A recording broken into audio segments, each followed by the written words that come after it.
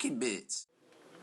Alright everybody, MBG back again. Now this is the Citadel tool set, which contains all of the new tools and a handy dandy kind of canvas bag, satchel style holder, so you can take them on the go, I guess, to work or to the Games Workshop store or your local hobby store and kind of nerd out and get your stuff put together and everything. And comes with this nice collector's box, very high quality printing and things here. So let's kind of take a look at it. Now when you open it up, it's it's pretty nice. I mean, it's pretty high quality once you kind of get in here and start messing around with it. So there's that.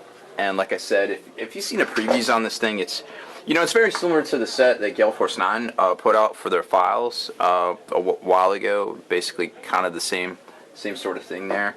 It's not exactly the best material, I guess. It's like a hard, kind of thick canvas. I mean, obviously it's very heavy duty, so it's going to be great for putting in your tool bag or carrying around and things like that. It's got a nice sturdy clasp, so that is always good, and it just kind of folds out into basically like the little set here. So let's kind of take a look at it. Pull it up just so you can see. Now these little flaps protect all the tools, I guess, basically from falling out as you open it up, and there you can kind of see it's not exactly totally full or anything like that, because they only came out with so many different tools.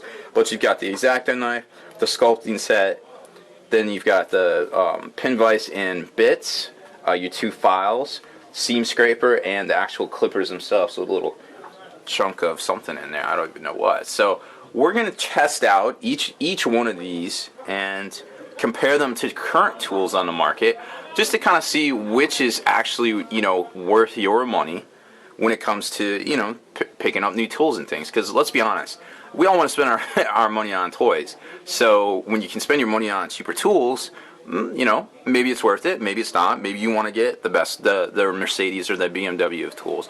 Maybe you just want to pick up, whatever happens to be on the shelf at the time. I don't know. But we're going to take a look at it, and we're going to compare them, and we're going to see how it shakes out.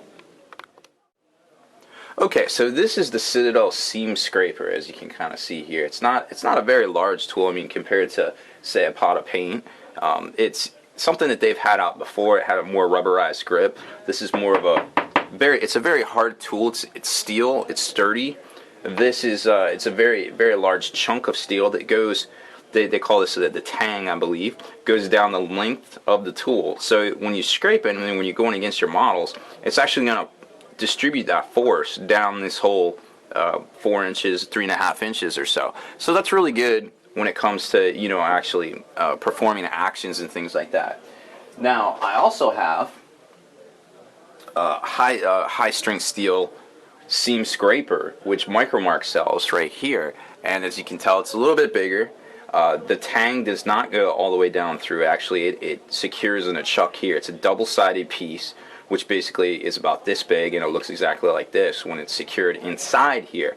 Now this is a triangular device that you can kind of see right there. It doesn't have this nice little curvy thing right here for scraping, for going around corners and getting on convex and concave surfaces, but it is a higher quality piece of metal, so it's gonna probably cut better if I just had to guess. So we're gonna try them both out. I got a couple different pieces of scrap here. Most notably, I've got this drop pod piece here that's got a lot of straight edges, as well as kind of harder to get stuff. So we're gonna see if this comes into play. This little rounded scraper surface here, so that's gonna be very interesting to see.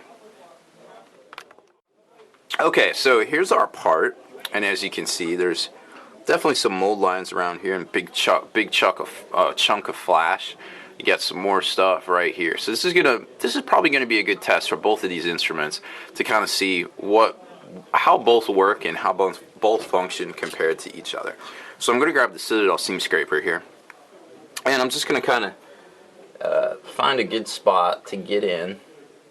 So right here is a nice big chunk of seam of flash. So what I'm going to do is just kind of go perpendicular, and the cool thing about this is you can use these and you can kind of peel like an apple. which is really neat.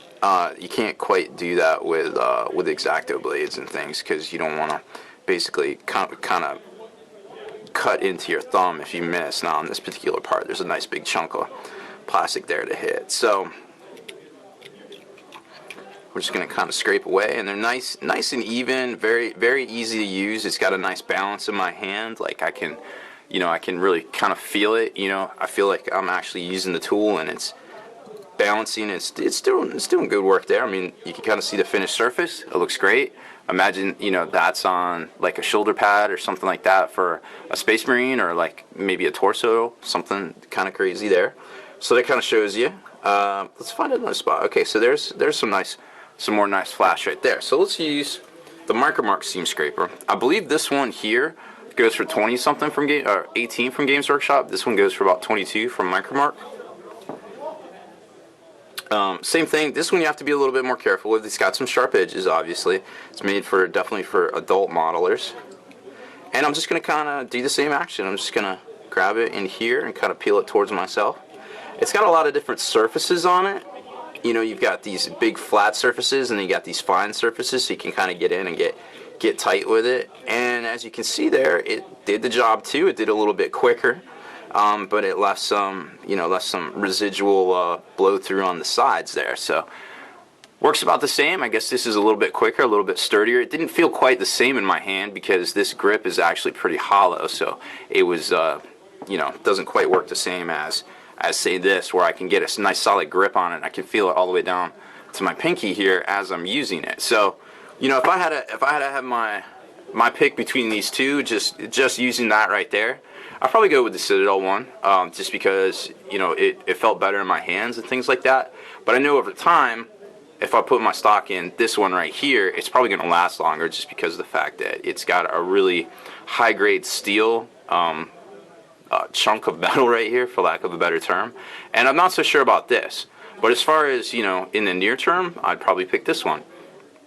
And definitely this curved concave surface would work out better on a lot of surfaces than this. However, I guess given time, I could probably make it work with that one right there, and I know I won't have to replace this for a very long time, whereas this one I probably have to replace a lot quicker than that. Alright, so next up is the, I guess, Hobby Knife Challenge. This is the Citadel version, and this is a rubberized grip X-Acto with the quick you twist off quick change blades. And this is the Citadel one with kind of like a 3 different position one, kind of like the ones you see the guys use at the supermarket. And I don't know. I mean, it's a nice big chunk of metal. You can get your hands around it. It's a big solid chunk. I mean, it feels sturdy. This is considerably lighter. It's got a rubberized grip, so I don't have to really worry about slipping and things like that, as far as that goes. Now, as far as cutting goes, I mean, if you're trying to cut a chunk of, I guess, what is that, flash? So I'm just going to try to cut a big chunk super easy, just like this one. Now granted, I should have a cutting pad underneath here, but I don't, so always take care with your hobby environment. There's that one, super easy. This kind of went through it a little bit better. I was able to get more force on it as I pushed down. It's a nice solid piece, got nice flat little grip right there for your thumb, so you can get in there. I like it. As far as changing these things out goes, I mean, I just twist and I pop out the blade here. With the Games Workshop one, it's a little bit more of an endeavor, I'm afraid. They say to use the clippers, and you have to actually kind of get the clippers in here, and then you have to kind of, without snapping the blade itself, kind of like pop it off of this secure lock thing. I'd never seen anything like this before, and it was a pain in the butt just to get this stupid blade on here. And I tell you what, I'm so glad I didn't cut myself, because I would have been cursing up a storm, because that was very awkward. So you got the fully retracted position, you've got the hobby use position, which is supposed to be right there, and then you've got the change when you actually change it. So when you have it locked to use it in the hobby position, besides actually shearing the blade off, there is no way for it to come off, because this piece is secured down in here.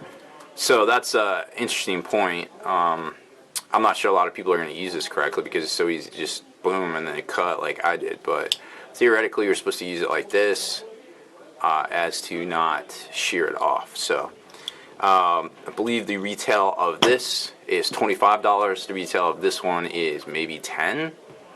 And you can easily find a pack of these blades, whereas I would have no idea where to find. There was a little pack of them, and I forget where I put it, so I already moved all my stuff around. But there's a nice little neat pack of them that's non-surgical, and I have no idea. I had never seen anything like that before in my life. Oh, here they are.